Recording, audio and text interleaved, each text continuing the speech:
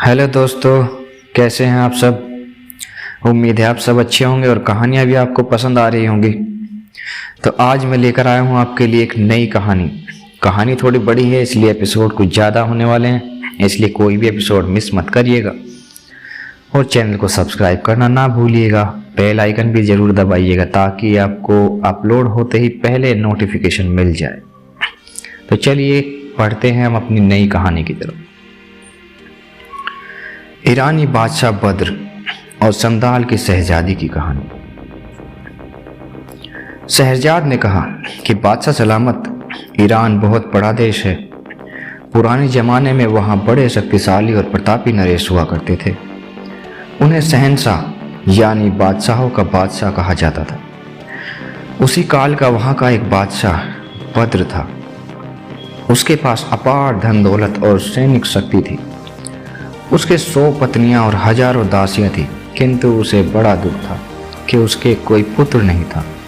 दूर दूर के व्यापारी उसके लिए सुंदर दासियां लाते, वे उनसे पुत्र प्राप्ति की इच्छा से भोग करता। अपने देश के सिद्धों और तांत्रिकों से भी इस बारे में सहायता करने को कहा।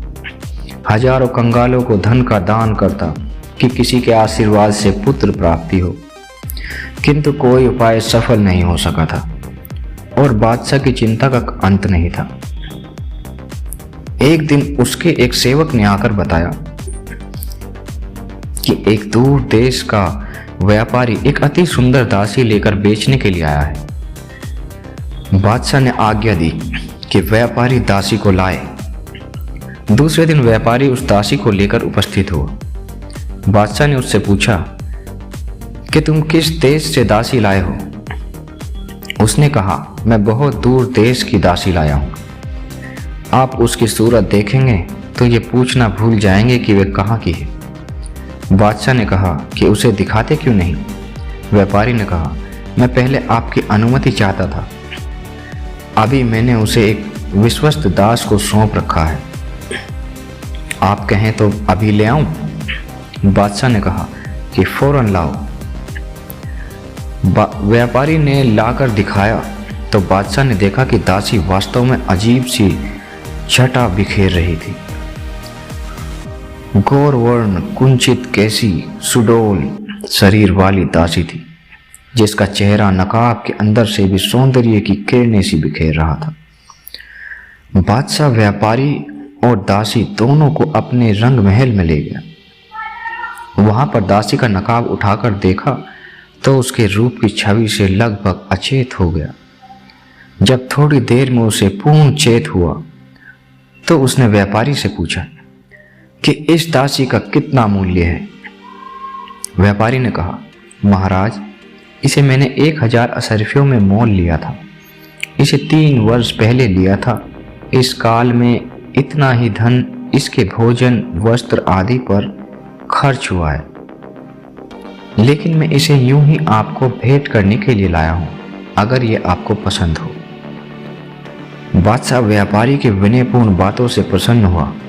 वह बोला, हम किसी से यूं ही कोई वस्तु नहीं लेते और जो चीज़ हमें पसंद आती है उसके दुगने चौगने दाम भी दे देते हैं।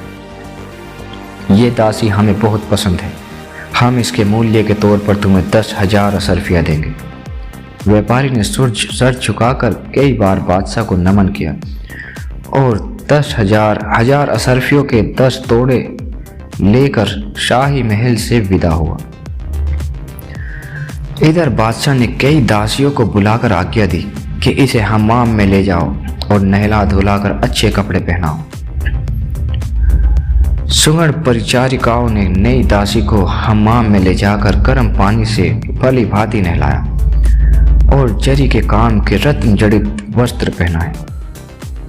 परिचारिकाओं ने, जिन्हें बादशाह ने नई दासी के निमित्त नियुक्त किया था, उसके निखरे हुए रूप को देखकर आश्चर्य किया।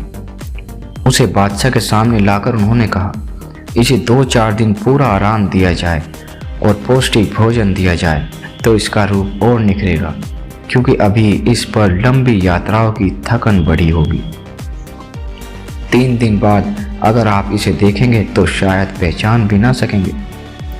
बादशाह ने ये बात मान ली और कहा कि इसे 3 दिन के बाद ही रंग महल में भेजा जाए।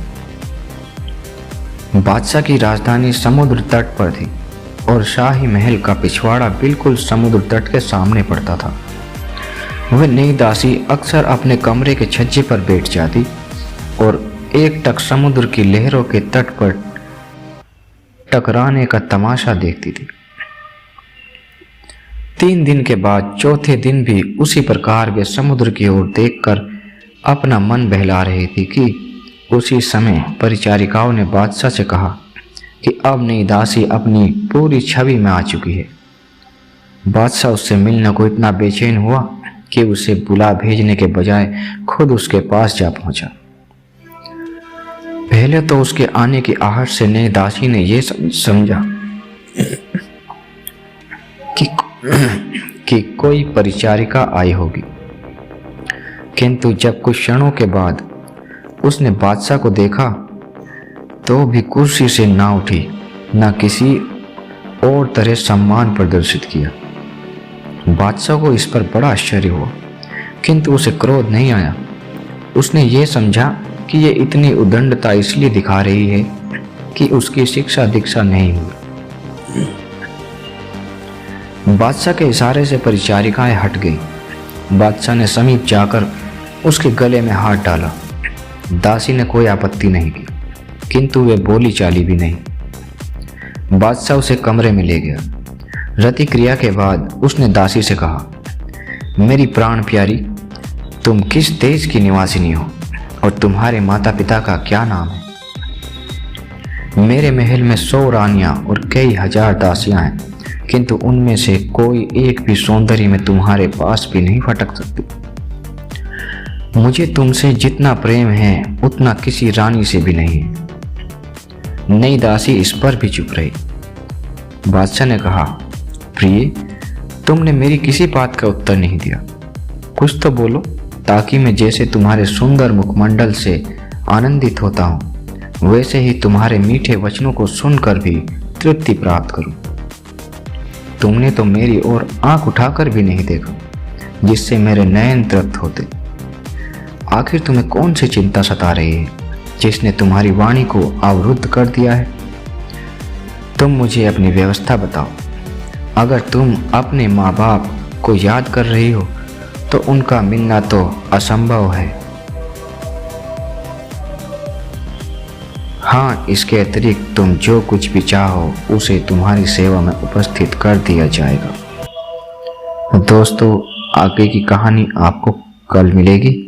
तब तक के लिए बने रहिए चैनल के साथ और चैनल को सब्सक्राइब करना ना भूलें। Thank you.